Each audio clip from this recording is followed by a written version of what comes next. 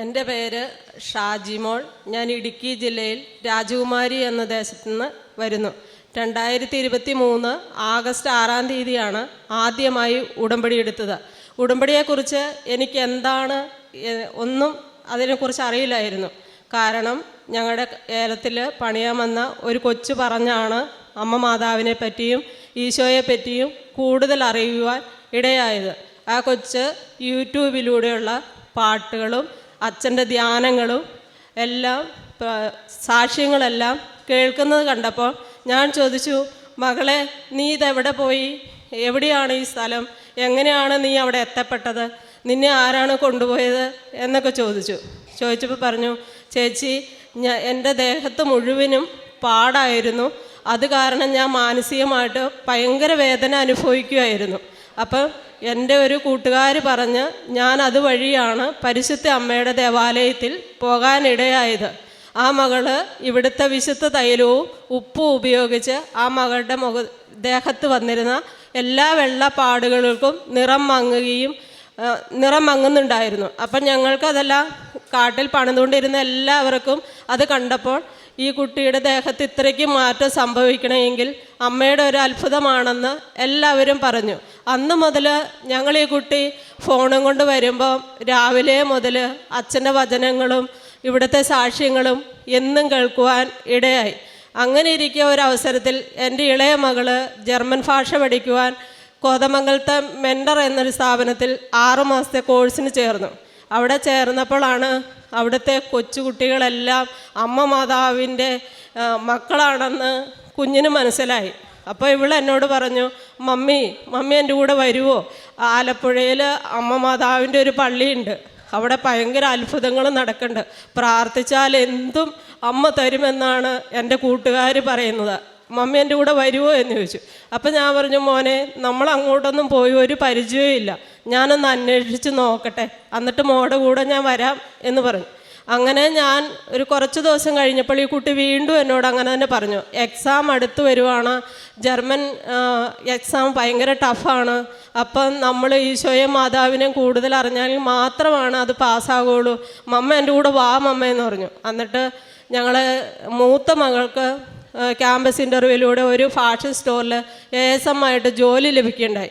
അപ്പോൾ അവളെ ഞങ്ങൾ എറണാകുളത്ത് കൊണ്ടേ ആക്കിയിട്ട് ആ വഴി നേരെ ഏതാണ്ട് സന്ധ്യയോടടുക്കാറായി ഇവിടെ വന്ന് കയറുമ്പോൾ ഇവിടെ ഭയങ്കര തിക്കും തിരക്കുവാണ്. അപ്പം ഞാൻ പറഞ്ഞു, എൻ്റെ പൊന്നു മോനെ എങ്ങനെ ഇതിൻ്റെ അകത്തേക്ക് കിടക്കുക എന്ന് എനിക്ക് അറിഞ്ഞുകൂടാ, ഇന്ന് ഏതായാലും നേരം വൈകി, നമ്മൾക്കിവിടെ ആരെയും പരിചയമില്ല, അപ്പം എന്ത് ചെയ്യണമെന്ന് ഞങ്ങൾക്ക് യാതൊരു എത്തും പിടിയില്ല. അപ്പം ഞാൻ ഓർത്തു, ഒരു അറിവായ കൊച്ചു എൻ്റെ കൂടെയുണ്ട്, ഞാൻ എന്ത് ചെയ്യും മാതാവേ എന്നോർത്തു. അതുകൊണ്ട് ഞാൻ ആ കൗണ്ടറിൽ ചെന്ന ഒരു ബ്രദറിനോട് ചോദിച്ചു, ബ്രദറെ ഇന്ന് ഞങ്ങൾക്ക് ഇവിടെ നിൽക്കണം, ഞങ്ങൾക്ക് നാളെ ഉടമ്പടി എടുക്കണം, അമ്മയെക്കുറിച്ച് കൂടുതൽ അറിയണം, ഇവിടെ സാക്ഷ്യം പറയുന്നത് നേരിട്ട് കേൾക്കണം എന്ന് പറഞ്ഞു. അപ്പോൾ ആ ബ്രദർ എന്നോട് പറഞ്ഞു, ഇവിടുത്തെ ഒരു സിസ്റ്റർ അമ്മ നേരം പോകുമ്പോൾ പോകും, ആ കൂടെ നിങ്ങളെ വിടാം, നിങ്ങളിവിടെ വെയിറ്റ് ചെയ്യ് എന്ന് പറഞ്ഞു. ഞങ്ങളിവിടെ 7:30 വരെ ഇവിടെ വെയിറ്റ് ചെയ്തു. അച്ഛൻ്റെ വചനങ്ങൾ കേട്ടു, സാക്ഷ്യം പറയുന്നത് കേട്ടു. എല്ലാം കഴിഞ്ഞാൽ ഞങ്ങൾ അവിടെ കോൺവെൻറ്റിൽ പോയി ഉറങ്ങി. രാവിലെ ഒരു 5:45 ആയപ്പോഴത്തേക്ക് ഇവിടെ വന്നു. ഒരു 6-7 ടോക്കൺ കിട്ടി. മോളിൽ പോയിരുന്നു. അപ്പം ഞാൻ മോളോട് പറഞ്ഞു, നീ എടുക്കുക ഉടമ്പടി, നിനക്കല്ലേ ആവശ്യം എന്ന് പറഞ്ഞു. അപ്പം കൊച്ചനോട് പറഞ്ഞു, മമ്മി ഈ ഉടമ്പടി എടുത്താൽ കൃത്യമായും പാലിക്കണം, ഞാൻ ഹോസ്റ്റലിൽ നിൽക്കുമ്പോൾ അത് ചെയ്യാൻ ബുദ്ധിമുട്ടാണ്, അതുകൊണ്ട് മമ്മ തന്നെ ഈ ഉടമ്പടി എടുത്താൽ മതി. എന്നിട്ട് മുകളിൽ പോയി ക്ലാസ്സുകൾ ഏകദേശം കുറേ സമയം ഉണ്ടായിരുന്നു, അതെല്ലാം കേട്ടു. ഉടമ്പടി എടുത്ത് ഞാൻ വീട്ടിൽ പോയി. ഇവിടുന്ന് തന്ന പ്രേക്ഷിത പത്രങ്ങൾ ഞാൻ വീട്ടിൽ കുഞ്ഞിൻ്റെ കയ്യിൽ 5-8 എണ്ണം കൊടുത്തു. അവൾ കൊടുത്തപ്പോൾ കൂട്ടുകാർ പറഞ്ഞു, ഞങ്ങളുടെ കയ്യിലൊക്കെ ഉണ്ട് മോളെ, ഞങ്ങൾക്ക് വേണ്ട എന്ന് പറഞ്ഞുകൊണ്ട് കുട്ടി പത്രം അവിടെ വെച്ചിരുന്നു. എൻ്റെ കയ്യിൽ കിട്ടിയത് കുറച്ചൊക്കെ ഞാൻ സപ്ലൈ ചെയ്തു, ബാക്കിയുള്ളത് ഞാനും അവിടെ വെച്ചിരുന്നു. അപ്പോൾ ആദ്യത്തെ ഉടമ്പടിയിൽ ഞാൻ ചെയ്തത് സുവിശേഷ വേല ചെയ്യുക എന്നുള്ളതൊരു പ്രധാന പോയിൻ്റാണെന്ന് എനിക്ക് ക്ലാസ്സിലൂടെ മനസ്സിലായെങ്കിലും ഞാൻ അതിന് തീക്ഷ്ണത കാണിച്ചില്ല. കാരണം ഇത് നമ്മൾ മറ്റുള്ളവർ പറഞ്ഞറിഞ്ഞ ഒരനുഭവമാണ്. അപ്പോൾ എനിക്ക് വലിയ ഫോൺ ഉണ്ടായിരുന്നില്ല, ചെറിയ ഫോണാണ്. അപ്പം എൻ്റെ ആഗ്രഹം ഇങ്ങനെയായിരുന്നു. ഇവിടെ ഇരുന്നപ്പോൾ ഒരു കുട്ടി എന്നോട് പറഞ്ഞു, ചേച്ചി യൂട്യൂബ് ചാനലിൽ സാക്ഷ്യങ്ങളും അച്ഛൻ്റെ വചനങ്ങളുമുണ്ട്, ചേച്ചി അത് കേൾക്കണമെന്ന് പറഞ്ഞപ്പോൾ ഞാൻ പറഞ്ഞു, മോളെ എൻ്റെ കയ്യിൽ വലിയ ഫോണൊന്നുമില്ല, കിട്ടുവാണെങ്കിൽ ഞാൻ ശ്രമിക്കാൻ മോളെന്ന് പറഞ്ഞു. അത് കഴിഞ്ഞ് ഞാൻ ആഗ്രഹിച്ചു, അമ്മയോട് ഞാൻ പറഞ്ഞു, അമ്മേ വലിയ ഫോൺ ഒരെണ്ണം കിട്ടിയിരുന്നെങ്കിൽ ഈ സാക്ഷ്യങ്ങളും വചനങ്ങളും കേൾക്കാമായിരുന്നല്ലോ, അപ്പോൾ ഇതിൽ തന്നെ നമുക്ക് മുന്നോട്ട് പോകാൻ സാധിക്കുമായിരുന്നു. ഇതല്ലാതെ പോയി കഴിഞ്ഞാൽ മുന്നോട്ട് പോകാൻ വളരെ ബുദ്ധിമുട്ടാണ്. കാരണം ഇതിനെക്കുറിച്ചൊരു ഗ്രാഹ്യം നമുക്കില്ലാത്തതുകൊണ്ട് എത്രമാത്രം ആഴപ്പെടുവാൻ സാധിക്കുമെന്ന് എനിക്ക് ഒട്ടും ഉറപ്പില്ലായിരുന്നു. ഞാൻ പ്രാർത്ഥിക്കുന്ന ഒരു വ്യക്തിയാണ്. എന്നാൽ തന്നെയും അമ്മ മാതാവ് എന്നോട് കൂടി ഉണ്ടായിരുന്നെങ്കിൽ തന്നെയും എനിക്ക് വിശ്വാസം ഉറപ്പിക്കുവാൻ അച്ഛൻ്റെ ധ്യാനങ്ങൾ കേൾക്കുമ്പോൾ, ഓരോ വചനങ്ങൾ പറയുമ്പോൾ അതെൻ്റെ ഹൃദയത്തെ തൊട്ട് പറയുന്നതാണെന്ന് എനിക്ക് ബോധ്യം വന്നു. അങ്ങനെ ഞാൻ രണ്ടാമത് ഇവിടെ വന്ന ആദ്യത്തെ ഉടമ്പടിയിൽ എനിക്ക് സാധിച്ച ഒരു കാര്യം, അപ്പോൾ അമ്മ മാതാവിലെ വിശ്വസിക്കാൻ മാത്രമായിട്ട് അമ്മ എനിക്കൊരു അടയാളം തന്നു. കുഞ്ഞ് ജർമ്മൻ ഭാഷ പഠിച്ച് ഇവിടെ കൊച്ചി ഗോയിറ്റയിൽ എക്സാം എഴുതി 2 കുട്ടികൾക്കാണ് ഓൺലൈനായിട്ട് അപേക്ഷിച്ചിട്ട് കിട്ടി. ഈ 2 മിനിറ്റും കൊണ്ട് ചെയ്യുന്ന ഒരു കാര്യമായിരുന്നു. അതിൽ കിട്ടിയിട്ട് കുട്ടിക്ക് പാസ്സായി കഴിഞ്ഞപ്പോൾ തന്നെ എനിക്ക് മനസ്സിലായി, നമ്മൾ ചോദിക്കുന്നത് എന്തും തരാൻ ശക്തിയുള്ളൊരു മാതാവാണ് അവിടെ ഇരിക്കുന്നതെന്ന് എനിക്ക് മനസ്സിലായി.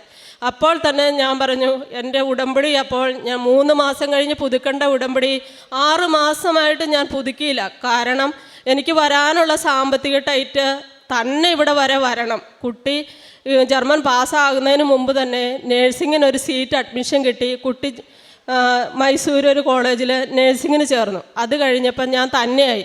അപ്പോൾ എനിക്ക് എങ്ങനെയെങ്കിലും അമ്മയുടെ അടുത്ത് വരണമെന്ന് ഭയങ്കര ആഗ്രഹമായിരുന്നു. ഓരോ തവണയും പൈസകൾ കൂട്ടി വയ്ക്കുമ്പോൾ ആ പൈസകൾ എങ്ങനെയെങ്കിലുമൊക്കെ ചിലവായി പോകും. അങ്ങനെ ഞാൻ എൻ്റെ കൂട്ടുകാരോട് പറഞ്ഞു, ഞാനും നിങ്ങളുടെ കൂടെ ഏലക്ക പറിക്കാൻ വരാം, എനിക്ക് അമ്മയുടെ തിരുസന്നിധി പോകണമെങ്കിൽ വണ്ടിക്കൂലി വേണം, ഞാനും പോരുന്നുണ്ടെന്ന് പറഞ്ഞു. അങ്ങനെ എൻ്റെ ചേട്ടൻ്റെ പറമ്പിൽ ഞാൻ പണിക്കാരുടെ ഒപ്പം പണിയാൻ പോയി. 4000 രൂപയോളം പണിക്കൂലി കിട്ടിക്കഴിഞ്ഞപ്പോൾ ഞാൻ 2 സഹോദരങ്ങളോട് ചോദിച്ചു, എൻ്റെ കൂടെ പോരാമോ, ആലപ്പുഴയ്ക്ക് പോകാം നമുക്ക് മാതാവിൻ്റെ അടുത്ത്, നിങ്ങൾക്ക് വണ്ടിക്കൂലിയൊക്കെ ഞാൻ എടുക്കാം, എൻ്റെ കൂടെ പോരാമോ എന്ന് ചോദിച്ചു. അപ്പോൾ അവർ 2 പേരും പറഞ്ഞു, ഞങ്ങൾ പോരാ ചേച്ചി എന്നൊക്കെ പറഞ്ഞ് തയ്യാറായിരുന്നു. അത് കഴിഞ്ഞ് അവസാന നിമിഷം ഞാൻ പോരാനല്ല ഒരുങ്ങിക്കഴിഞ്ഞ് ഞാൻ അവരുടെ വീട്ടിൽ ചെന്നപ്പോൾ ആ ബ്രദറിനോട് ആ കൊച്ചു ചോദിച്ചു, ചേട്ടാ ഞാൻ ഈ ചേച്ചിയുടെ കൂടെ കൃപാസനത്തിൽ പൊക്കോട്ടെ എന്ന് ചോദിച്ചപ്പോൾ ആ ബ്രദർ പറഞ്ഞ മറുപടി കേട്ടപ്പം എനിക്ക് ഭയങ്കര സങ്കടമായി. കാരണം ആ ബ്രദർ ഇങ്ങനെയാണ് പറഞ്ഞത്, ഇവിടെ തൊട്ടടുത്ത് അമ്പലമുണ്ട്, മുസ്ലിം ദേവാലയമുണ്ട്, ഗലില് കുന്നുപള്ളിയുണ്ട്, നമ്മുടെ രാജകുമാരി പള്ളിയുണ്ട്, മാതാവ് അവിടെ ഇരിക്കണേ, പിന്നെ നീ എന്തിനാ ആലപ്പുഴയ്ക്ക് പോണേന്ന് ചോദിച്ചു. അപ്പോൾ വേറെ 1-2 പേരും കൂടെ ആ തിണ്ണയിൽ അത് കേട്ടുകൊണ്ടിരിക്കുന്നുണ്ടായിരുന്നു. എനിക്കപ്പോൾ അയാൾ എന്നെ ഇൻസൾട്ട് ചെയ്തല്ലോ എന്നോർത്ത് മാനസികമായിട്ട് ഭയങ്കര വേദനയായി. അപ്പം ഞാൻ ഇത്രമാത്രം പറഞ്ഞു, എടി മോളെ, അവനിഷ്ടമില്ലെങ്കിൽ നീ വരണ്ട, കാരണം കുടുംബത്തിൽ പ്രശ്നമുണ്ടാവും. ഇതിനെല്ലാം ഒരു അവസരം ഒരുക്കുന്ന മാതാവ് എനിക്ക് അത്ഭുതം പ്രവർത്തിച്ചു കഴിയുമ്പോൾ നിന്നെ കൊണ്ട് തന്നെ ഞാൻ സാക്ഷി എഴുതി അമ്മ മാതാവിൻ്റെ മുന്നിൽ പറയാനൊരവസരം ഇവനെ കാണിക്കാൻ നിനക്ക് തരൂന്ന് പറഞ്ഞു. എന്നിട്ട് ഞാൻ വിശ്വാസത്തോട് പ്രാർത്ഥിച്ചു. അന്ന് മുതൽ ആ മകന് മേത്ത ഒരു അലർജി പോലെ ഒരു രോഗം വന്നിട്ട് എന്ത് ചെയ്ത സൗഖ്യമാകുന്നില്ല. ഉള്ള ഹോസ്പിറ്റലുകളിൽ കൂടിയൊക്കെ ആ മകൻ പോയി. എന്നിട്ട് ഞാൻ എന്നെ ചെയ്തു, അമ്മയുടെ വിശുദ്ധ തൈലവും വിശുദ്ധ ഉപ്പും ഞാൻ പറഞ്ഞു വെള്ളത്തിലിട്ട് ആ മകന് വെള്ളം കുടിക്കാൻ കൊടുക്കുക, ഈ തൈലം കൊണ്ടുപോയി നീ ആ മകൻ്റെ ശരീരത്തെ പുരട്ടി നോക്കുക, സൗഖ്യപ്പെടുമായിരിക്കും, അവൻ അറിയാതെ പറഞ്ഞു പോയ തെറ്റല്ലേ, അത് മാതാവ് ക്ഷമിക്കും എന്ന് പറഞ്ഞു. അങ്ങനെ എന്നിട്ട് അതിന് ശേഷമാണ് അയാൾക്ക് മരുന്ന് ഫലിക്കാൻ തുടങ്ങിയത് ഹോസ്പിറ്റലിൽ പോയിട്ട്. അങ്ങനെ ഞാൻ പോരുകയും ചെയ്തു. അപ്പം ഞാൻ അവിടെ നിന്ന് തന്നെ രാജകുമാരിയിൽ നിന്ന് രാവിലെ 5:30 ബസ് കയറി തന്നെ. അപ്പം ഞാൻ അമ്മ മാതാവിനോട് പ്രാർത്ഥിച്ചു, ഞാൻ പോരുന്ന വഴി മുഴുവനും ഛർദ്ദിക്കും, തല കറങ്ങും, എനിക്കൊരു ബോധം ഉണ്ടാവില്ല ബസ്സിലൊക്കെ കയറിയ. അപ്പം ഞാൻ അമ്മയോട് പറഞ്ഞു, അമ്മേ നിൻ്റെ വലത്ത് കയ്യിൽ എന്നെ ഞാൻ പിടിക്കുക, അമ്മ ഈശോയെ എൻ്റെ കൂടെ വരണം, വാഹനത്തിൽ യാത്ര ചെയ്യുമ്പോൾ ഞാൻ സാധാ വീട്ടിലിരിക്കുന്നത് പോലെ തന്നെ ആയിരിക്കണം യാത്ര ചെയ്യുന്നത്, അമ്മ എൻ്റെ കൂടെ വരണം കേട്ടോ, അമ്മ എന്നെ അവിടെ കൊണ്ടെത്തിക്കണം, ഞാൻ ഒറ്റയ്ക്കാണ് പോകുന്നത് എന്ന് പറഞ്ഞു. ഞാൻ വീട്ടിലിരിക്കുന്ന അതേ ഫീലിൽ തന്നെ ഇവിടെ പള്ളിയിൽ വന്നു, ദേവാലയത്തിൽ വന്നു. ഉടമ്പടി 2023-24 22/2/24 ഉടമ്പടി പുതുക്കി, പഴയ നിയോഗം തന്നെ വീണ്ടും പുതുക്കി വെച്ചു. ഇവിടെ വന്ന അച്ഛനെ കാണാനും അച്ഛൻ്റെ ഒരു കൈവപ്പ് ശുശ്രൂഷയിൽ പങ്കെടുക്കുവാനും എനിക്ക് സാധിക്കുകയുണ്ടായി. അപ്പം ഞാൻ ആത്മാർത്ഥമായിട്ട് പ്രാർത്ഥിച്ചു. പോയപ്പോൾ രണ്ടാമത് ഉടമ്പടി പുതുക്കിയപ്പോൾ ഞാൻ ഹിന്ദി പത്രവും മലയാളം പത്രവും തമിഴ് പത്രവും വാങ്ങി. ആ പത്രങ്ങളെല്ലാം ഞാൻ ഒന്നുപോലും കളയാതെ എല്ലാം കൂട്ടിവെച്ചിട്ട് ഒരാഴ്ചക്കാലം പ്രാർത്ഥിച്ചു. മാതാവേ, അർഹതമായ കരങ്ങളിൽ ഇതെത്തിക്കുവാൻ എന്നെ അനുഗ്രഹിക്കണം. ഇത് കൊടുക്കുന്ന ആരും വാങ്ങിച്ചിട്ട് അവിടെ വെച്ചിട്ട് പോകരുത്. പോകുവാണെങ്കിൽ എൻ്റെ കണ്ണിന് കാണിച്ചു തരണേ മാതാവേ എന്ന് പറഞ്ഞു. എന്നിട്ടിങ്ങനെ പ്രാർത്ഥിച്ചൊരുങ്ങി ഞാൻ കുറച്ച് പേർക്ക് പൂപ്പാറ എന്ന് പറയുന്ന സ്ഥലത്ത് കുറച്ച് ഈ കാരണന്മാർ ഭക്ഷണമൊന്നുമില്ലാതെ ഡ്രസ്സൊന്നുമില്ലാതെ കടത്തിണ്ണകളിൽ കൂടി ഉറങ്ങുന്നവരുണ്ട്. അപ്പം ഞാൻ ഒരു തമിഴ്നാട് ബസ് നമ്മുടെ കയ്യിൽ കടന്നു പോകുന്നുണ്ട്. അപ്പോൾ കുറച്ച് ഭക്ഷണവും എടുത്തു. ഈ പത്രങ്ങളെല്ലാമായിട്ട് ഞാൻ പൂപ്പാറയ്ക്ക് പോകാനായി ബസ്സിൽ വന്ന് കയറിയപ്പോൾ 1-2 തമിഴ്ക്കാരെ എനിക്ക് പരിചയമുള്ളവരുണ്ടായിരുന്നു. അവരോട് ഞാൻ ചോദിച്ചു, അക്ക നിങ്ങൾ എങ്ങോട്ട് പോകുന്നു എന്ന് ചോദിച്ചു. ഞങ്ങൾ തേനിക്ക മോളെ എന്ന് പറഞ്ഞു. എന്നാൽ അക്ക ഈ പത്രം ഒരെണ്ണം വായിച്ചിട്ട് അടുത്തുള്ളവർക്ക് ഇത് ഷെയർ ചെയ്യാമോ എന്ന് ചോദിച്ചു. അതിനെന്നെ ഇങ്ങ് തരാൻ പറഞ്ഞു. അവർക്ക് 1-2 പത്രം കൊടുത്തു. അത് കഴിഞ്ഞപ്പോൾ എനിക്ക് ഭയങ്കര സന്തോഷമായി. കാരണം നമ്മുടെ ഈ ദേശത്തു നിന്ന് അടുത്ത ദേശത്തിലേക്ക് ആ പത്രം പോയല്ലോ എന്ന്. അത് കഴിഞ്ഞ് ഞാൻ പൂപ്പാറ ടൗണിൽ ഇറങ്ങിയപ്പോൾ ഡ്രൈവർ എന്നോട് ചോദിക്കുകയാണ്, ഇയാൾ എങ്ങോട്ടാണ് ഈ ചോറൊക്കെ ആയിട്ടെന്ന് ചോദിച്ചു. അപ്പം ഞാൻ പറഞ്ഞു, ബ്രദറെ, ഞാനിവിടെ ഈ കടത്തിണ്ണയിലൊക്കെ കിടക്കുന്ന അപ്പച്ചന്മാർക്ക് ഭക്ഷണം കൊടുക്കാനായിട്ട് വന്നതാ ബ്രദറ്, ഞാൻ തേനി സ്റ്റാൻഡിൽ പോണേ. അപ്പം ഞാൻ പറഞ്ഞു, അമ്മ മാതാവിൻ്റെ പത്രമാണ് ഈ കൃപാസന പത്രം, ബ്രദർ വായിച്ചിട്ട് ബ്രദറിൻ്റെ സഹോദരങ്ങൾക്കെല്ലാം ഇത് ഷെയർ ചെയ്യുമോ? പള്ളേ കളയുവാണെങ്കിൽ ഒരു കാരണവശാലും ഞാൻ തരത്തില്ല. അങ്ങനെ ഞാൻ പറഞ്ഞു. ആ ബ്രദർ ആ പത്രം എല്ലാം എൻ്റെ കയ്യിൽ നിന്ന് വാങ്ങിക്കൊണ്ട് പോയി.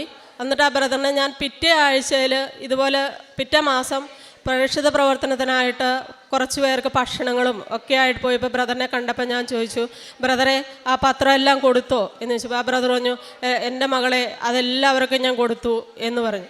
അതുപോലെ മലയാളം പത്രമാണെങ്കിലും എന്നാൽ കഴിയുന്ന ഞാൻ ചെറുപ്പക്കാരായ കുട്ടികൾക്കും യുവജനങ്ങളായ ബോയ്സിനൊക്കെയാണ് കൊടുക്കാറ്. കാരണം ഭാവി തലമുറ വാഗ്ദാനം ആ കുഞ്ഞുങ്ങളാണല്ലോ. ആ കുഞ്ഞുങ്ങളോട് ഞാൻ ചെന്ന് ഞങ്ങൾ എഴുകുമയിൽ എന്ന് പറയുന്ന ഒരു സ്ഥലത്ത് കുരിശുമല കയറാൻ പോയി.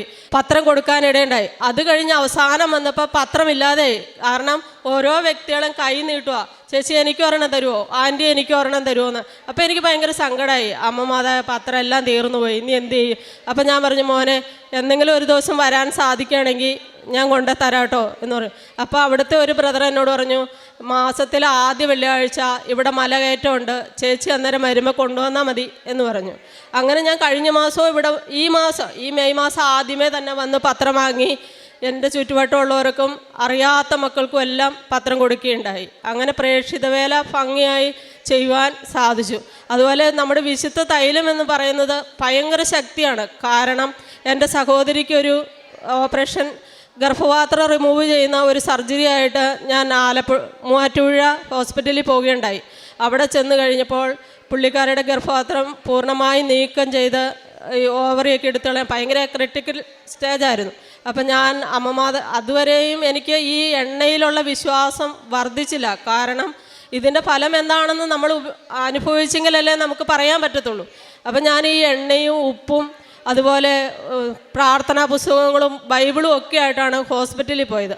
അപ്പോൾ പകലന്തി വരെയും അപ്പോൾ ഓപ്പറേഷൻ തിയേറ്ററിൽ കയറ്റിയപ്പോൾ ഞാൻ അവിടെ വയറിൽ തിരുമ്മി കുരിശ് വരച്ചു, വിശ്വാസ പ്രമാണം ചൊല്ലി, ബൈബിള് വായിച്ചു, അമ്മയുടെ പ്രത്യക്ഷീകരണ പ്രാർത്ഥന ചൊല്ലിക്കൊണ്ടാണ് അവിടെ ഓപ്പറേഷൻ തിയേറ്ററിൻ്റെ വാതിക്കലിരുന്നത്. അങ്ങനെ ഇരുന്ന പുള്ളിക്കാരി സർജറി കഴിഞ്ഞ് ഇറക്കി കഴിഞ്ഞ് അതിശക്തമായ വേദനയാണ്. അപ്പം ഞാൻ പ്രാർത്ഥിച്ചു, ദൈവമേ, ആ ഡോക്ടർ ഒരു ഇഞ്ചക്ഷനും കൂടി ഈ കുട്ടിക്ക് കൊടുത്തിരുന്നെങ്കിൽ ഇത്ര വേദന സഹിക്കുക. അന്നേരം ആ സിസ്റ്റർ എന്നോട് പറയണം, ചേച്ചി, മനുഷ്യ ശരീരത്തിലെ ഏറ്റവും വലിയൊരു അവയവമാണ് ഗർഭപാത്രം, അതെടുത്ത് നീക്കുക വേദനയില്ലാത്ത ആരെങ്കിലും ഉണ്ടോ? അതിൻ്റെ ഒരു വേദന സഹോദരി അനുഭവിക്കുന്നത്. പക്ഷെ അവൾ അനുഭവിക്കുന്നതിനേക്കാൾ വേദനയായിരുന്നു കണ്ടു നിന്ന് എനിക്ക് സഹിക്കാൻ സാധിച്ചില്ല. കാരണം എൻ്റെ അമ്മ മാതാവേ, അവൾ പറഞ്ഞു, ചേച്ചി, ഞാൻ മരിച്ചു പോയാൽ മതിയായിരുന്നു, എന്തിനാ ജീവിക്കുന്നത് എന്ന് പറഞ്ഞു. ഇത് കേട്ടപ്പോൾ എനിക്ക് ഭയങ്കര സങ്കടമായി. അപ്പം ഞാൻ ഈ കൊച്ചിനെ ICU ഇറക്കി കൊണ്ടേ കിടത്തി കഴിഞ്ഞപ്പോൾ ഞാൻ പറഞ്ഞു, മോനെ, നീ വിശ്വാസത്തോടെ പ്രാർത്ഥിക്കുക, അമ്മ മാതാവ് നിൻ്റെ കൂടെയുണ്ട് എന്ന് പറഞ്ഞു. അപ്പോൾ കാറ്റില്ലാത്തൊരു ഫാനിൻ്റെ ചുവട്ടിലായി കിടത്തിയായിരുന്നേക്കുന്നതുകൊണ്ട് എനിക്ക് കൈ കഴിച്ചിട്ട് വയ്യ, വീശി വീശി ഞാൻ മടുത്തു. ഞാൻ അമ്മ മാതാവിൻ്റെ എണ്ണയെടുത്ത് അവിടെ ശരീരത്തിൽ തൊട്ട് കുരിശ് വരച്ച് പ്രാർത്ഥിക്കുമ്പോൾ അവൾ അരമണിക്കൂർ ഉറങ്ങും. ഉറക്കം തെളിയുമ്പോൾ അവൾ പറയുന്നതാ, ചേച്ചി ആ അമ്മയുടെ എണ്ണ എൻ്റെ ഒന്ന് തേക്ക്, എനിക്ക് വേദന സഹിക്കാൻ പറ്റുന്നുള്ളത്. അന്ന് രാത്രിയിൽ അങ്ങനെ ഏകദേശം ഞാൻ നിന്ന് നേരം വെളുപ്പിച്ചു. പിറ്റേ ദിവസമായപ്പോഴത്തേക്കും അവൾക്ക് ആശ്വാസം തമ്പുരാൻ കൊടുത്തു. അവിടുന്ന് അമ്മ മാതാവ് തൊട്ടു എന്ന് സൗഖ്യം കൊടുത്തു എന്ന് എനിക്ക് അന്നേരം തന്നെ മനസ്സിലായി. അതുപോലെ തന്നെ ആ വാർഡിൽ പ്രസവ വാർഡാണ്. അപ്പോൾ ICU ഒരു കൊച്ചുകുട്ടി ഉണ്ടായിട്ട് 3 ദിവസമായി എന്നാണ് ആ ചേച്ചിമാർ പറയുന്ന വാർഡിലുള്ളത്. അവരെന്നോട് പറഞ്ഞു, ചേച്ചി ആ എണ്ണ എവിടുന്ന്? അപ്പം ഞാൻ പറഞ്ഞു, ഞാൻ ആലപ്പുഴ കൃപാസന മാതാവിൻ്റെ പള്ളിയിൽ പോയി അവിടെ നിന്ന് എനിക്ക് കിട്ടിയ വിശുദ്ധ തൈലവും ഉപ്പുമാണിത്. ഞാൻ അമ്മയുടെ ഒരു ഭക്തയാണ്, നിങ്ങൾക്ക് വിശ്വാസം ഇല്ലല്ലോ. അപ്പം അവർ പറഞ്ഞു, ചേച്ചി ആ കൊച്ചു 3 ദിവസമായി ഞങ്ങളെ ഉറക്കിയിട്ട്, ഞങ്ങൾ രാപകൽ ഉറങ്ങാതിരിക്കുമായിരുന്നു എന്ന് പറഞ്ഞു. അപ്പോൾ എനിക്കൊരു പേടി. ഞാൻ കിടന്നുറങ്ങി. ഇപ്പം തലേദിവസം ഞാൻ ഉറങ്ങില്ല. അപ്പം ഞാൻ എന്നാ ചെയ്തു, പുതച്ച് മൂടി കിടന്ന് അടുത്തൊരു ബെഡിൽ കയറി കിടന്ന് ഉറങ്ങി. 3 മണി രാത്രി 3 മണിയായപ്പോൾ എന്നെ ആ മാതാവ് കിടത്തില്ല. എണീക്ക് നീ ആ കുട്ടിക്ക് വേണ്ടി പ്രാർത്ഥിക്കുന്നു മാത്രം പറയുന്നത് എനിക്കറിയാം. ഇതാരെ ഈ പ്രാർത്ഥിക്കുന്നു പറയണേ? തലയ്ക്ക് വന്നിരുന്നോണ്ട് പ്രാർത്ഥിക്കുന്നു പറയുന്ന പോലെ തോന്നുക. അപ്പം ഞാൻ ചാടി എണീറ്റ്. അപ്പം ഞാൻ എന്നെ ഇപ്പോൾ പ്രാർത്ഥനയിലേക്ക് വന്നപ്പോൾ 3 മണിക്ക് രാത്രിക്ക് വിളിക്കാറുണ്ട് മാതാവ്. അതുപോലെ പകൽ 5:30 മുതൽ പ്രാർത്ഥിച്ചാൽ 7:30 വരെയും പ്രാർത്ഥിക്കാൻ എനിക്ക് സാധിക്കുന്നുണ്ട്. അങ്ങനെ ഞങ്ങൾ 3 മണിക്ക് എണീറ്റു. ഞാൻ നോക്കുമ്പോൾ എല്ലാവരും എണീറ്റ് കൊച്ചിനെ നോക്കി ഇരിക്കുക. ഈ കൊച്ച് ഭയങ്കര ശല്യം. ആ കൊച്ചിൻ്റെ മാതാപിതാക്കളും അവരുടെ ബന്ധുക്കളും എല്ലാം ഈ കൊച്ചിനെ കണ്ട് ഹാളിൽ കൂടെ അങ്ങോട്ടും ഇങ്ങോട്ടും എല്ലാം നടക്കുന്നുണ്ട്. പക്ഷേ അവർക്ക് ആ കൊച്ച്, ഡോക്ടർ വന്നിട്ട് പറയുന്നത് നിങ്ങൾ പാല് കുടിപ്പിക്കാഞ്ഞിട്ടാണ്. ആ കൊച്ച് പാലും കുടിക്കുന്നില്ല, ഒന്നുമില്ല. അന്നേരം അപ്പോൾ അവരൊരു ഹിന്ദുക്കളാണ്. എനിക്ക് പേടി, എൻ്റെ ദൈവമേ എന്താവും. അപ്പം ഞാൻ അമ്മ മാതാവിനോട് പറഞ്ഞു, അവിടെ ഇരുന്ന് പ്രത്യക്ഷീകരണ പ്രാർത്ഥനയൊക്കെ ചൊല്ലി കൊന്തയും ഇതെല്ലാം കയ്യിൽ മുറുകെ പിടിച്ചുകൊണ്ട് പതുക്കെ നടന്ന് ഇതും കയ്യിൽ പിടിച്ചുകൊണ്ട് അങ്ങ് ചെല്ലുക. അപ്പോൾ എൻ്റെ ഹൃദയം ഭയങ്കരമായിട്ട് ഇടിക്കുന്നത് കേൾക്കാം. അപ്പോൾ അനീതി ഇങ്ങനെ പുതപ്പിനുള്ളിൽ കൂടെ നോക്കണ്ട്. കാരണം എന്നാണെന്നറിയാം, അവരെന്നേലും എന്നെ പറയുമെന്നറിയാനാ. അപ്പം ഞാൻ പറഞ്ഞു, എന്തായാലും വേണ്ടില്ല, ഞാൻ ഈ എണ്ണ ആ കൊച്ചിനെ തൊടിയിച്ചിട്ടേ ഉള്ളൂ എന്ന് പറഞ്ഞു. അപ്പം ഞാൻ അമ്മ മാതാവിനോട് പറഞ്ഞു, അമ്മേ എൻ്റെ കൂടെ പോരെ, അമ്മ എൻ്റെ കൂടെ വന്നെങ്കിൽ ചെയ്യാമെന്ന് പറഞ്ഞു. എന്നിട്ട് ഞാൻ അവിടെ അടുത്ത് ചെന്നു. അവരെ ആരെയും നോക്കില്ല, ഈ കൊച്ചിൻ്റെ മുഖത്തേക്ക് മാത്രം ഞാൻ നോക്കി. എന്നിട്ട് എൻ്റെ കയ്യിലിരുന്ന എണ്ണ, ആ വിശുദ്ധ എണ്ണ ഞാൻ ആ കൊച്ചിൻ്റെ നെറ്റത്ത് 3 പ്രാവശ്യം തൊട്ട് കുരിശ് വരച്ചിട്ട് ഞാൻ അമ്മയോട് പറഞ്ഞു, ഈ മകനെ, ഈ കുഞ്ഞു മോൾക്ക് സൗഖ്യം കൊടുക്കണം. അമ്മയുടെ ഒരു സാക്ഷിയായി, ഇവരേത് ജാതിയോ മതമോ എന്തോ ആയിക്കോട്ടെ, ഈ കുഞ്ഞ് സൗഖ്യപ്പെട്ടാൽ അമ്മയുടെ സന്നിധിയിൽ കൊണ്ടുവരാൻ ഞാൻ ഇവരോട് പറയാം. അമ്മേ, ഇവർക്ക് അതിനുള്ളൊരു അമ്മ കൊടുക്കുകയോ ഇല്ലേ എന്ന് പറഞ്ഞു. ആ കൊച്ചിൻ്റെ നെറ്റത്ത് കുരിശ് വരച്ച് കഴിഞ്ഞപ്പോൾ ഉണ്ടല്ലോ, ആ കൊച്ച് കയ്യിലിരുന്നിട്ട് ഒരു ഒറ്റ പിടച്ചപ്പം ഞാനും പേടിച്ചു. ആ അമ്മ കുഞ്ഞിനെ പിടിച്ചുകൊണ്ടിരിക്കുന്ന തള്ള മാതാവ് എൻ്റെ നേരെ ഇങ്ങനെ ഉരുട്ടിയൊന്ന് നോക്കിയപ്പോൾ എൻ്റെ ഹൃദയം പടപടാന്ന് ഇടിച്ചു. ദൈവമേ, ഇവരുടെ കയ്യിൽ നിന്ന് ഞാൻ തല്ലുകൊള്ളു ഉറപ്പാ എന്ന് എനിക്ക് മനസ്സിലായി. അന്നേരം ചുറ്റിനെ നിന്നിരുന്ന എല്ലാവരും ഓടി അടുത്ത് വന്നിട്ട് എന്നോട് ചോദിച്ചു, ഇതെന്താ ചേച്ചി അവിടെ സംഭവിച്ചത്, ചേച്ചി എന്താ ചെയ്തതെന്ന് ചോദിച്ചു. അപ്പം ഞാൻ പറഞ്ഞു, അമ്മയുടെ തൈലവും ഉപ്പും ആ കൊച്ചിന് ഇച്ചിരി നൽകി, ആ കൊച്ചിന് രക്ഷപ്പെട്ടു, അത്രേ ഉള്ളൂ. ഞാനത് കഴിഞ്ഞ് അവരെന്നെ ഇങ്ങനെ ഒന്ന് നോക്കിയപ്പോൾ എൻ്റെ ഹൃദയം പടപടാന്നിടിച്ചു. അപ്പം ഞാൻ അനീതിയുടെ അടുത്ത് ചെന്നപ്പോൾ അനീതി എന്നോട് പറയാം, തല്ലുകൊള്ളാണ്ട് നീ രക്ഷപ്പെട്ടത് നന്നായി, അവർ കൂട്ടത്തോടെ ഏറ്റെങ്കിൽ നിന്നെ ഒരൊറ്റ അടിക്കേ ഉള്ളൂ എന്ന് പറഞ്ഞു. അപ്പം ഞാൻ പറഞ്ഞു, എടി എന്നായാലും ഈശോയുടെ ഇതിന് വേണ്ടി അടിക്കുകയാണെങ്കിൽ അതും കൊള്ളാൻ തയ്യാറാണ്, കുഴപ്പമൊന്നുമില്ല. അന്ന് ഇവർ തല്ലാതെ വിട്ടത് നന്നായി എന്ന് പറഞ്ഞു. എന്നിട്ട് ഞങ്ങളവിടെ പോയിരുന്നു. അത് കഴിഞ്ഞ് ഇവർ അങ്ങോട്ടും ഇങ്ങോട്ടും രാവിലെ നടക്കുന്ന ഒരു പരിപാടിയുണ്ട്. അപ്പോൾ ഈ ഹാളിൽ കൂടെ അങ്ങോട്ടും ഇങ്ങോട്ടും നടന്നു കഴിഞ്ഞപ്പോൾ ആ ചേച്ചി എണീറ്റ് വന്നിട്ട് എന്നോട് പറയുക, മോളെ, ഞങ്ങൾ ഉറങ്ങിയിട്ട് 3 ദിവസമായി. എന്തായാലും ആ എണ്ണയും ഉപ്പും എൻ്റെ കുഞ്ഞിന് കൊടുത്തപ്പോൾ ആ കുഞ്ഞിതേ കിടന്നുറങ്ങുന്നു. ഞങ്ങൾ ഉറങ്ങിയത് ഇന്നലെ രാത്രിയിലാണ് ഞങ്ങൾ ഉറങ്ങിയത്. അതെന്തായിരുന്നു, എവിടെയാണ് ആ പള്ളി, എന്താണ് അത്ഭുതം എന്നല്ല അമ്മച്ചി ചോദിക്കാനിടയുണ്ടായി.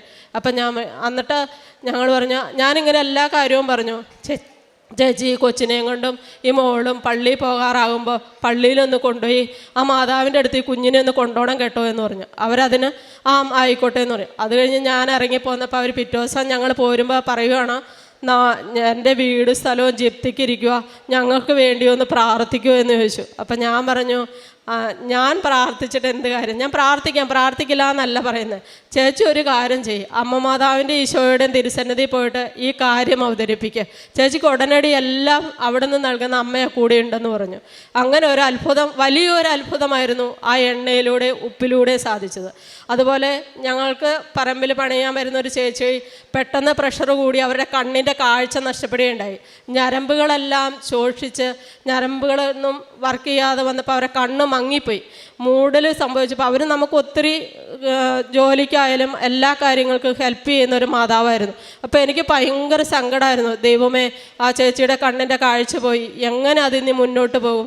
കൂലിപ്പണി ചെയ്ത് ജീവിക്കുന്ന ഒരു മകളാണല്ലോ, ആ മകൾ ഇനി എന്ത് ചെയ്യുമെന്ന് ഓർത്ത് എനിക്കും ഭയങ്കര വേദനയാണ്. അതുകൊണ്ട് ഞങ്ങൾ രോഗി സന്ദർശനത്തിന് ഇങ്ങനെ 3-4 ഭവനങ്ങളിൽ കൂടെ പോയപ്പോൾ ആ ചേച്ചിയുടെ ഭവനത്തിലും ചെന്ന് കയറി ഈ എണ്ണയും ഉപ്പും ആ ചേച്ചിക്ക് കൊടുത്തു. ആ ചേച്ചിയുടെ കണ്ണിൽ കുരിശ് വരച്ചു. ആ ചേച്ചിയുടെ പ്രഷർ കണ്ണിൻ്റെ കുറഞ്ഞു. ആ ചേച്ചിക്ക് പൂർണ്ണമായും കാഴ്ച ലഭിച്ചില്ലെങ്കിലും ആ ചേച്ചിക്ക് ഇരിക്കുന്ന ആഹാരം, ഇത് ആഹാരമാണ്, ഇതെനിക്ക് വാരി കഴിക്കാം എന്നുള്ള പാകത്തിൽ അമ്മ അവരെ വിടിവെച്ചു. അപ്പോൾ ആ കണ്ണിന് കാഴ്ച നൽകി. അപ്പോൾ അവരെന്നോട് പറയുകയാണ്, 2 മാസത്തോടെയും കഴിഞ്ഞ് ഞാനും കൊച്ചിൻ്റെ കൂടെ പള്ളിയിലേക്ക് വരുന്നുണ്ടെന്ന് അറിയിക്കുകയുണ്ടായി. അതുപോലെ ഈ രോഗികളായിട്ട് കിടക്കുന്ന മാതാപിതാക്കളെ സന്ദർശിക്കുമ്പോൾ ഉപ്പും എണ്ണയും അവർക്ക് കൊടുക്കുമ്പോൾ അവർ ധാരാളം കാര്യങ്ങളാണ് പറഞ്ഞത്. ഞങ്ങൾക്ക് സൗഖ്യം കിട്ടി, സമാധാനം ഉണ്ടായി, പ്രാർത്ഥിക്കാൻ തോന്നുന്നുണ്ട്. അങ്ങനെ പല പല അനുഭവങ്ങളും ആ ഉപ്പിലും എണ്ണയ്ക്കും വലിയ ശക്തിയാണെന്ന് അന്നാണ് അതിൻ്റെ മഹത്വം തിരിച്ചറിയാനിടയായിത്തീർന്നത്. പിന്നെ സാക്ഷ്യത്തിലേക്ക് എനിക്ക് കിട്ടിയ അനുഭവം പറയട്ടെ. എൻ്റെ മകൾ 6 മാസത്തെ ട്രെയിനിങ്ങിന് കയറി കഴിഞ്ഞപ്പോൾ, ആദ്യം ട്രെയിനിങ് കഴിഞ്ഞ് കഴിഞ്ഞപ്പോൾ എക്സാം കഴിഞ്ഞപ്പോൾ പറഞ്ഞു പാസ്സായി, ഇയാൾ ASM പോസ്റ്റ് സ്ഥിരമായി എന്ന് പറഞ്ഞു. 2 ദിവസം കഴിഞ്ഞപ്പോൾ അവർ തന്നെ പറയുകയാണ്, ഈ കുട്ടി 1.5 മാസത്തേക്കും കൂടെ ട്രെയിനിങ് ചെയ്യണം, ആദ്യത്തെ ഇത് പോരാ എന്ന് പറഞ്ഞു. അപ്പോൾ ഞാൻ അമ്മ മാതാവിനോട് പറഞ്ഞു, അമ്മ മാതാവെ, സന്തോഷം തന്നിട്ട് അതിനേക്കാൾ ദുഃഖം തന്നല്ലോ എന്ന് പറഞ്ഞു. എന്നിട്ട് ഞാൻ വീണ്ടും 2ാമത്തെ ഉടമ്പടിയിൽ വന്നപ്പോൾ ആ നിയോഗം വെച്ച് പ്രാർത്ഥിച്ച് ഒരാഴ്ച കഴിഞ്ഞേ ഉള്ളൂ ആ കുട്ടി ASM പോസ്റ്റിലേക്ക് സ്ഥിരം പോസ്റ്റിങ്ങായി പാസ്സായി. അതുപോലെ എൻ്റെ സഹോദരൻ്റെ ഭാര്യ എയ്ഡഡ് സ്കൂളിൽ 5 കൊല്ലമായിട്ട് ടീച്ചറായിട്ട് പഠിപ്പിക്കുമായിരുന്നു. അപ്പോൾ അവളുടെ ഒരു സ്വപ്നമായിരുന്നു സർക്കാർ സ്കൂളിൽ ജോലി കിട്ടുക എന്നുള്ളത്. എല്ലാ ക്വാളിഫിക്കേഷനും ഉണ്ടെങ്കിലും ലഭിക്കുന്നില്ലായിരുന്നു. ഞാനിവിടെ വന്ന് സാക്ഷ്യം പറഞ്ഞോളാം അമ്മ മാതാവേ, ആ കുഞ്ഞിന് അർഹമായ സ്ഥാനം നൽകി അനുഗ്രഹിക്കണമേ എന്ന് പ്രാർത്ഥിച്ചു. അത് ഞാനിവിടെ ഒന്ന് പ്രാർത്ഥിച്ചു പോയാലും ഒരാഴ്ചയിൽ ആദ്യം നടന്ന സംഭവമാണ് ആ കുട്ടിക്ക് ബത്തേരി സ്കൂളിൽ ഹൈസ്കൂളിൽ ടീച്ചറായിട്ട് ജോലി ലഭിക്കുകയുണ്ടായി. പിന്നെ അവൾ പഠിപ്പിച്ചിരുന്ന പഴയ സ്കൂളുകളിൽ നിന്ന് ശമ്പളങ്ങളൊന്നും പാസ്സായില്ലായിരുന്നു. എയ്ഡഡ് സ്കൂളുകളിൽ ശമ്പളം പാസ്സാകുവാൻ താമസമായിരുന്നു. അപ്പോൾ ആ കുട്ടിക്ക് അത് കിട്ടാതെ വന്നപ്പോൾ കുട്ടി എന്നോട് പറഞ്ഞു, ചേച്ചി അവിടുത്തെ ശമ്പളം പാസ്സായെങ്കിലാണ് സർക്കാർ സ്കൂളിൽ കയറിയ ശമ്പളം പാസ്സാകുകയുള്ളൂ, എന്താ ചെയ്യേണ്ടതെന്ന് എനിക്കറിയില്ല എന്ന്. ഞാൻ അമ്മ മാതാവിൻ്റെ മുന്നിൽ നിയോഗം വെച്ച് കണ്ണുനീരോടെ പ്രാർത്ഥിച്ചതിൻ്റെ ഫലമായി അതും ഈ കഴിഞ്ഞ ആഴ്ചയിൽ എല്ലാം റെഡിയായി ട്രഷറിയിലേക്ക് ബില്ലുകൾ കൈമാറി എന്നുള്ള ഒരു സന്തോഷ വാർത്ത വിളിച്ചു പറയാനിടയായിത്തീർന്നു. ഇത്രയെല്ലാം നൽകിയ ഈ മാതാവിന് ഈ അൾത്താരയിൽ കയറി നിന്ന് ഹൃദയം നിറഞ്ഞ് നന്ദി പറയുമ്പോൾ എൻ്റെ ജീവിതം പോരാ, ഇത്ര നന്ദി പറഞ്ഞാൽ തീർക്കാനെന്നാണ് എനിക്ക് തോന്നുന്നത്. അതുകൊണ്ട് അമ്മ മാതാവിനും ഈശോയ്ക്കും കോടാനുകോടി നന്ദി പറഞ്ഞ് എൻ്റെ ജീവിതം ഇനിയും അമ്മയുടെ സാക്ഷിയായി തീരണമേ എന്ന് പ്രാർത്ഥിച്ചുകൊണ്ട് ഞാനിവിടെ നിർത്തുന്നു. പരിശുദ്ധ അമ്മയുടെ മധ്യസഹായത്തിലേറെ പ്രത്യേകിച്ച് ഒരു സാക്ഷ്യത്തിൽ വ്യക്തിപരമായിട്ട് ലഭിച്ച അനുഭവങ്ങളോടൊപ്പം അല്ലാതെ അതിനേക്കാളും അപ്പുറം ഈ മറ്റുള്ളവർക്ക് വേണ്ടി പ്രാർത്ഥിച്ചപ്പം അവർക്ക് പെട്ടെന്ന് ലഭിച്ച അനുഭവങ്ങളാണ്. അത് ഒരുപക്ഷെ ഇദ്ദേഹം സാക്ഷ്യത്തിനിടയ്ക്ക് പറയുന്നുണ്ട്. കാരണം നമ്മളൊരു വസ്തുവിൽ, അതിൽ ഉടമ്പടിയിൽ ഏത് വസ്തുവായാലും, ഇപ്പോൾ കാശുരൂപമാണെങ്കിൽ ഉടമ്പടിയിലെ നേർച്ചയിലായിട്ട് അല്ലെങ്കിൽ പ്രത്യേകമായിട്ട് നൽകുന്ന അഭിഷേക തൈലമാണെങ്കിൽ എന്ത് തന്നെയാണെങ്കിലും അതിലൊരു ശക്തിയുണ്ട് എന്ന് നമ്മൾ മനസ്സിലാക്കണമെങ്കിൽ അതിനൊരു മറ്റുള്ളവർക്ക് ലഭിച്ച അനുഭവങ്ങൾ നമ്മൾ കേൾക്കുന്നതിനോടൊപ്പം വ്യക്തിപരമായിട്ട് നമുക്കതൊരു അനുഭവമായിട്ട് വേണം. ഇത് എല്ലാ കാര്യത്തിലും ഇത് തന്നെയാണ്. ഇപ്പോൾ ഒരു ദൈവികമായൊരു സാന്നിധ്യത്തിനെക്കുറിച്ച് മറ്റുള്ളവർ പറയുന്നത് കേട്ടുമ്പോൾ നമുക്ക് വിശ്വാസത്തിൻ്റെ ആദ്യപടിയാവും.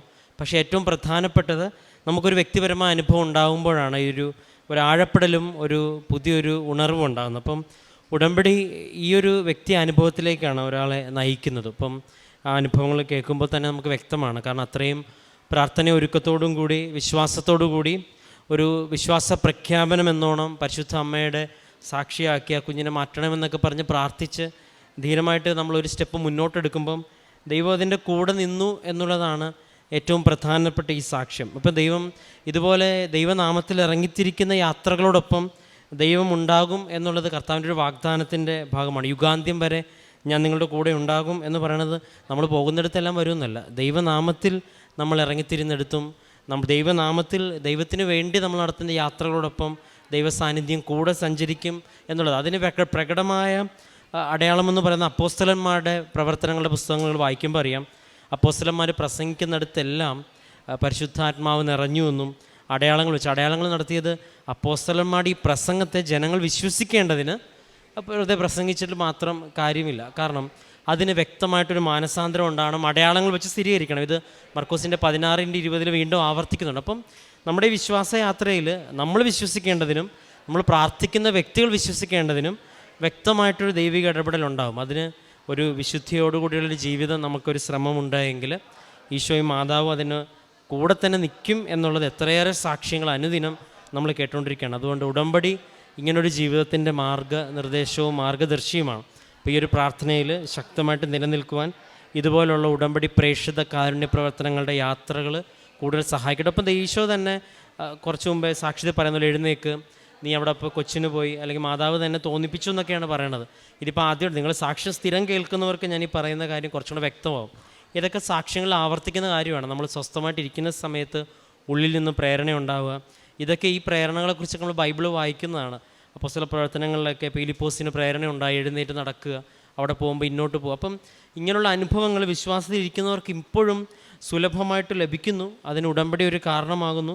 അത് ചെയ്യുന്ന കൂട്ടത്തിൽ ദൈവം ആ പ്രവൃത്തിയെ അത് സൗഖ്യമാണെങ്കിലും പ്രവർത്തനയെ അത് ഓൺ ചെയ്യുന്നു. ഇത് തന്നെ പറയുന്നു, യുവാക്കളെയും യുവതികളെയും അല്ലെങ്കിൽ ശ്രദ്ധിച്ച് മാത്രം നീ പ്രേക്ഷിത പ്രവർത്തനം കോർഡിനേറ്റ് ചെയ്യണമെന്നൊക്കെ ഒരു സന്ദേശമൊക്കെ ഈ വ്യക്തി തന്നെ പ്രാർത്ഥിച്ച് കിട്ടുന്നു. അപ്പോൾ ഇങ്ങനെ വ്യക്തമായിട്ട് ഒരു അനുഭവത്തിൻ്റെ ഒരു സാക്ഷ്യം നമുക്ക് കേൾക്കുവാൻ ദൈവം ഇടവരുത്തി. ഇത് തന്നെയാണ് ബൈബിളിൽ നമ്മൾ വായിക്കുന്നത്. ഓരോ അപ്പോസ്തലന്മാരും അല്ലെ പൗലോസ് അപ്പോസ്തലനാണെങ്കിൽ അപ്പോസ്തലന്മാരൊക്കെ ചെയ്ത പ്രേക്ഷിത കാരുണ്യ പ്രവർത്തനങ്ങളുടെ ഒരു ടോട്ടലാണ് ബൈബിളിൽ എഴുതിയിരിക്കുന്നത്. ഇതുപോലെ തന്നെയാണ് ഓരോ വ്യക്തിയും വിശ്വാസത്തിന് വേണ്ടി ഇറങ്ങിത്തിരിക്കുന്നത് ഒരു ബൈബിള് പോലെ സാക്ഷ്യമായിട്ട് പറയുന്നതാണ്. ഏറെ പ്രത്യേകിച്ച് ഈ ഒരു സാക്ഷ്യം ഉടമ്പടിയിൽ എടുത്ത് നമുക്ക് എല്ലാവർക്കും ഒരു സഹായകവും പ്രചോദനമാകട്ടെ എന്ന് പ്രാർത്ഥിക്കുന്നു. നമുക്ക് കരങ്ങളടിച്ച് ദൈവത്തിൻ്റെ നാമം മഹത്വപ്പെടുത്താം. അത്യപൂർവ ദൈവാനുഭവങ്ങൾ ഇനി നിങ്ങൾക്കും സ്വന്തം. ഈ യൂട്യൂബ് ചാനൽ ഇതുവരെ സബ്സ്ക്രൈബ് ചെയ്തിട്ടില്ലെങ്കിൽ ഇപ്പോൾ തന്നെ സബ്സ്ക്രൈബ് ചെയ്യുക.